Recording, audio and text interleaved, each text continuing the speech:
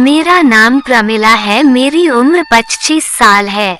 मैंने बहुत पढ़ाई की, तब जाकर मेरी अच्छी खासी जॉब एक बड़े तो शहर में लग गई थी।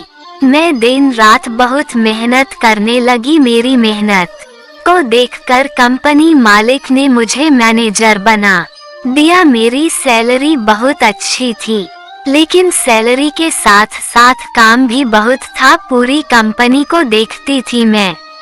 फिर मैं शाम को घर चली जाती थी और बड़ी मुश्किल से खाना बनाकर खाती थी।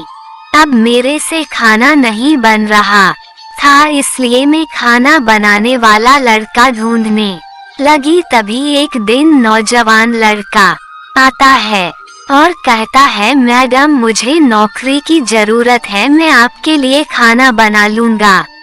फिर मैंने उसके बारे में जानकारी ली कि तुम करते क्या हो। फिर वह कहने लगा, मैडम मैं पढ़ाई करता हूँ और मुझे पैसों की बहुत जरूरत है, इसलिए आप जो भी पैसे दोगे मैं ले लूँगा। मुझे उस पर दया आ गई और मैंने उसको नौकरी दे दी। वह स्वभाव से सीधा साधा लग रहा था, क्योंकि तन पर थोड़े से कपड़े फटे हुए पहने थे। फिर मैंने उसको किचन दिखा दिया और किचन का सारा सामान भी दिखा दिया और बोल दिया कि जैसे किचन का सामान खत्म होता है तो आप मुझे बोल देना, मैं ला दूंगी। मैं खाना खाकर ऑफिस चली जाती थी। फिर वही अकेला रहता था मेरे घर पर। जब मैं ऑफिस से शाम को घर लौटती तो पूरे घर को वह चमका देता था।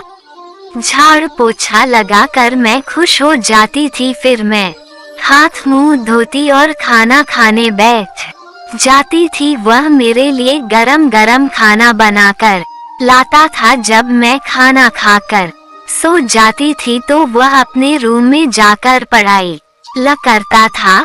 जब आधी रात को मुझे प्यास लगी तो मैं किचन की ओर चली गई और तभी उसके रूम की ओर देखा तो लाइट जल रही थी। फिर मैंने पास जाकर खिड़की से देखा तो मैं चौंक गई, क्योंकि अभी जो समय हुआ था सुबह के 4 बजे थे और यह पढ़ाई कर रहा है। मैं सोचने लगी कि दिन भर तो यह मेरे घर का काम करता है और रात को पढ़ाई करता है, तो फिर कॉलेज कितने बजे जाता है। तभी एक दिन में खाना खाते खाते हैं उससे पूछ लिया कि आप कॉलेज कितने बजे जाते हो। फिर वह कहने लगा कि मैडम मैं जैसे ही आपके घर का पूरा काम हो जाता है फिर मैं कॉलेज चला जाता हूँ और थोड़ी बहुत पढ़ाई करके वापस आ जाता हूँ। फिर मैं सोचने लगती हूँ कि मैं दिन भर अपने ऑफिस में कुछ काम नहीं करती, फिर भी मुझे लगता है कि मैं थक जाती हूँ और ये दिन भर मेरे घर काम करता है और थोड़ा बहुत समय जो बचता है फिर यह कॉलेज जाता है। फिर मुझे दया आ जाती है और मैंने उसके पैसे बढ़ा दिए। एक दिन वह बहुत ही स्वादिष्ट खाना बनाया और मैंने इतना खाना खा लिया कि जैसे ही खाना खाया मैं सोने के लिए चली गई और गहरी नींद में सो गई। फिर मैंने एक दिन उसके परिवार के बारे में पूछने लगी कि आपके परिवार में कौन कौन है। तभी वह कहने लगा कि मैडम मेरे बूढ़े माँ बाप और एक छोटा भाई है। वो एक दिन शादी में जा रहे थे, तभी दुर्घटना में माँ बाप के दोनों आंखें चली गई और छोटा भाई है जो विकलांग हो गया। अब मुझे जो भी पैसा मिलता है मैं ही उनका पेट पाल रहा हूँ। मुझे उसकी बातों को सुनकर मेरी आंखों में आंसू आ गए थे। कुछ दिनों बाद मैंने उसके पैसे और बढ़ा दिए ताकि वह अपने माँ बाप और छोटे भाई का पेट भर सके। एक दिन में जैसे खाना खाकर सोने चली गई और आधी रात को ऐसा लगा कि मेरे शरीर को कोई छू रहा हो, लेकिन जैसे ही मैं आंखें खोलती तो कोई नहीं दिखता। फिर मैं वापस सो जाती। अब मुझे हर रोज ऐसे ही लगने लगा कि कोई मुझे छू रहा हो। जब भी मैं खाना खाकर सोती हूँ तो रात में मेरी एक बार भी नींद नहीं खुलती, क्योंकि वह लड़का खाना ही ऐसा बना रहा था कि मैं हद से ज्यादा ही खा लेती थी, जिसकी वजह से मेरी नींद रात में एक बार भी नहीं खुलती थी। फिर मैं लगी कि मैं आज तो सच्चाई जान के ही रहूंगी, आखिर कौन मुझे छूता है। तभी मैंने एक तरकीब निकाली और जैसे ही ऑफिस से आई तो मैंने लड़के को बोल दिया कि आज मैंने ऑफिस में ही खाना खा लिया था, इसलिए आज खाना मत बनाना। फिर मैं सो गई और सोने का नाटक करती रही। तभी आधी रात को मेरे रूम का दरवाजा खुलता है और मेरे बिस्तर की ओर कोई आता है।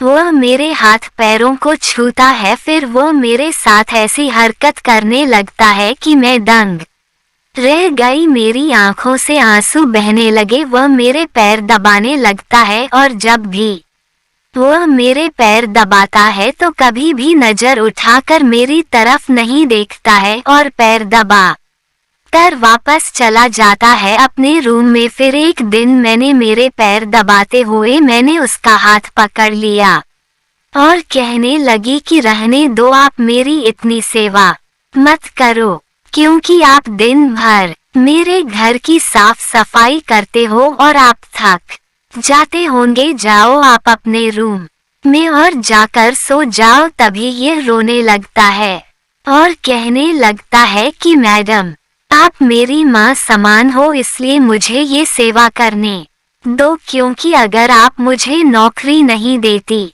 तो मेरे माँ बाप और मेरा छोटा भाई भूखे मर जाते। आपकी ही देन है कि भाभी जी रहे हैं और अच्छा खाना खा रहे हैं। पहले जब मैं नहीं कमाता था तब तो वह कभी कभार भूखे पेट ही सो जाते थे, फिर वह रोते हुए अपने रूम पर चला जाता है। फिर मेरी भी आंखों से आंसू आने लगते हैं और मैंने भी आज तक ऐसा नौकर नहीं देखा जो ईमानदार, वफादार और मेहनती हो।